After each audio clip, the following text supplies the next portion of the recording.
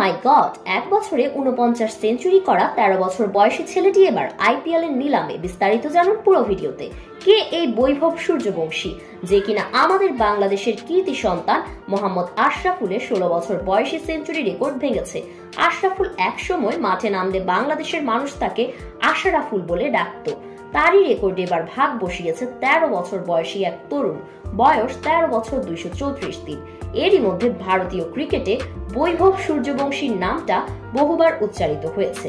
এই বয়সেই খেলেছে ভারতের অনূর্ধ্ব-১৯ টেস্ট দলে। গত মাসে অস্ট্রেলিয়া অনূর্ধ্ব-১৯ দলের বিপক্ষে করেছে ৫৮ বলে সেঞ্চুরি, যা যুব দলের ক্রিকেটে সবচেয়ে কম বয়সে সেঞ্চুরির রেকর্ড। এই বৈভব এবার জায়গা পেয়েছে আইপিএল নিলামের চূড়ান্ত তালিকায়। অনূর্ধ্ব-১৯ ওয়ানডেতে ট্রিপল সেঞ্চুরিও আছে বৈভবের।